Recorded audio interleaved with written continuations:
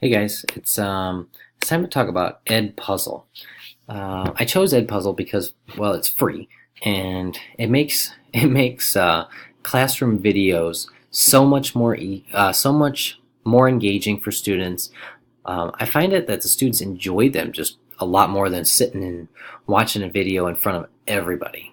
Um, but that was the reason I chose it, is because it just makes videos in class so much easier.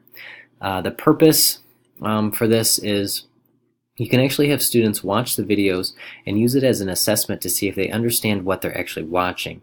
Because in the past, you could have a video shown at the front of the class, and you kind of do a scan of the class to see which students are engaged and which ones just are kind of pretending to pay attention.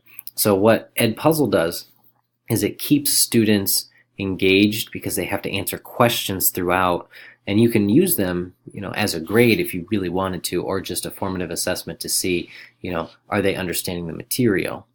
The intended audience for this website is for teacher use, but it's to use and there's a teacher side and a student side. The teacher side is to check for student understanding, to see if students are doing it, if you assign it for homework, and so on. And then on the student side, what it is it actually helps students. They can rewatch videos rather than just watching it one time in class. They can watch it, whenever you assign it, then they can watch it again later if they needed to, and so on. The standards are the educator standards. Use technology to create, adapt, and personalize learning experiences that foster independent learning and accommodate learner differences and needs, because this is a very visual website. Explore and apply instructional design principles to create innovative digital learning environments that engage and support learning. So let's go ahead and get to Edpuzzle. Once you go to Edpuzzle, thinking of the name Edpuzzle, you would think, hey, it must be like some sort of puzzle math site, but is definitely not the case. You'd sign up like any other website, but I'm going to log in as a teacher. I'm gonna use my Google account because it makes signing in way easier. But I'm going to use my school account. Once you get to this part, what you could see is my classes that I've already set up. My science classes. These three were just from a grad class, so those only have one student in it. But then like my science class here, and then a science project, these are students that have overlapped from this class that are needed to be in this science project. Now, what you do is, let's say that I want to show this video in class. I could either A, show it as a whole class, and then pause it and ask questions and maybe get one student to answer, two students to answer. Or I could put it on Edpuzzle, assign it to a class, and everybody has to watch the video.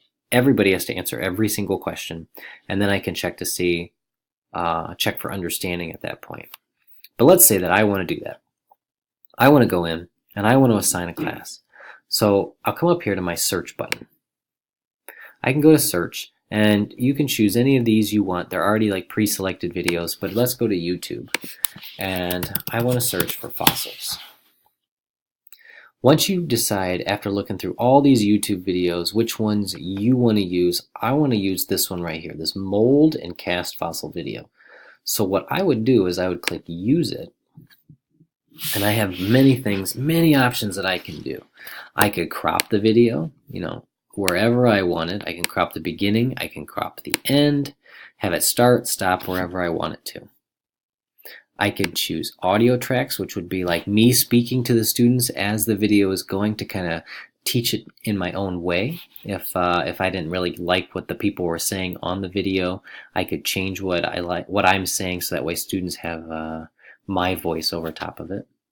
I could do audio notes. Audio notes, what you could do is you could watch the video and then you could decide and say, hey, right there at the mold and cast, I want to put an audio note. So you'd click that and you can record something, so when students get to that point, your voice will come up and kind of maybe explain just at that point what was going on, and it'll pause the video. The next, and one of the most important things that I use, is the quizzes section. What you can do with quizzes is, like, you can get to a point where students will watch all this blue section here, and boom, it gets to this point, and you can actually have it ask a question. What is a fossil? Whatever you want it to be. And then with that, students can answer. This one would be, they'd have to type out their answer. This one is multiple choice, and I can choose whatever I want it to be. I can add more answers if I wanted to. I could have multiple answers being correct, and so on.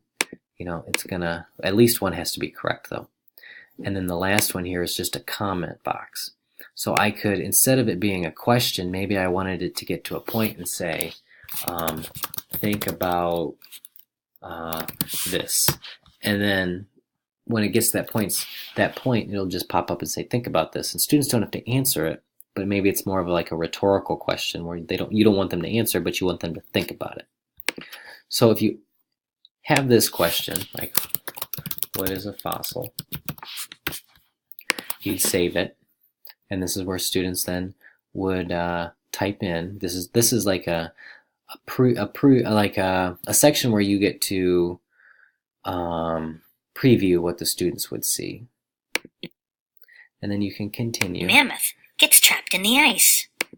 So then you can, as it's going, you can actually ask more questions.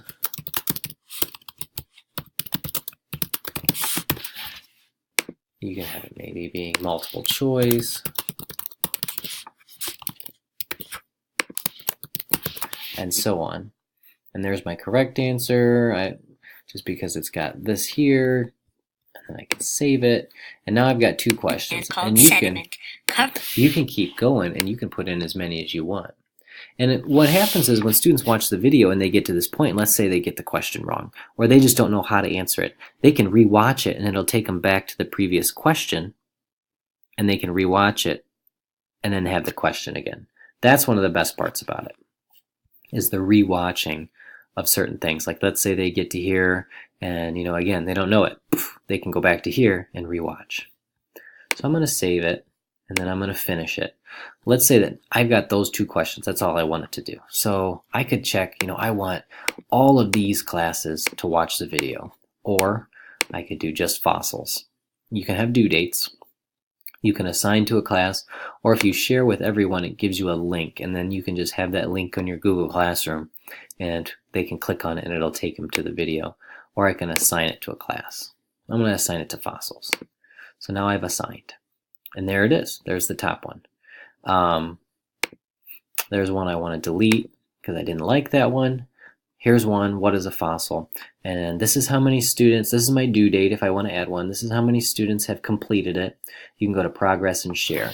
The next thing I'm going to do is I'm going to actually show you, I want to show you the some of these things that you can do, some of the tools, but I'm going to have to move the screen here in just a second.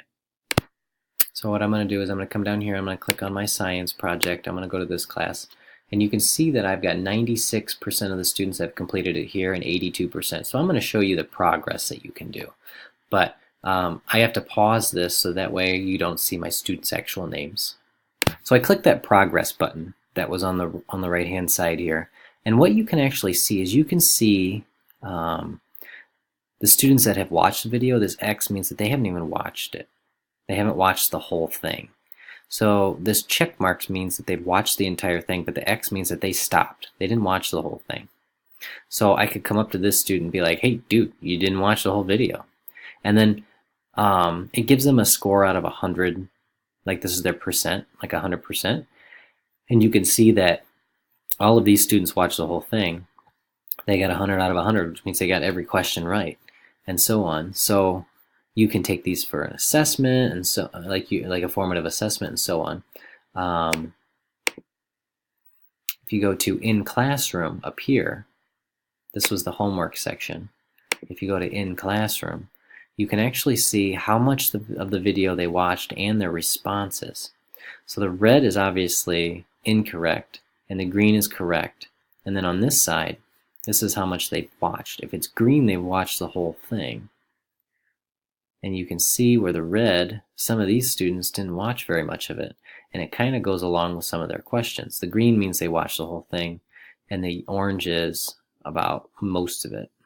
So the farther you go down, as you can see, these students watched the entire thing and their scores were a lot better. But you can track down students and you can find out, hey, did you watch that video? And they'll be like, yeah, I watched the whole thing. You'll be like, no, you didn't. You didn't watch the whole thing. So you can really keep track of students that way. And the last thing that I want to talk to you about on this is the gradebook. This is something that you could pay for. Everything else I've shown you is free, except this is one thing, the gradebook. My wife actually uses it in her French class and loves the gradebook, but I don't use it. If you get the gradebook, there's two ways you can get it. Either A, your school becomes premium and they'll buy it, or what it is you can get gradebook for free, and what you have to do is you essentially sign up and you can teach then other teachers in your district and be like, hey, I want you to use Edpuzzle, and this is why you should use Edpuzzle. And when you do that, they'll actually give you the gradebook for free. So that's one way you can get around things if you really wanted to. But you've got your My Content up here, and this is all the videos that you can use.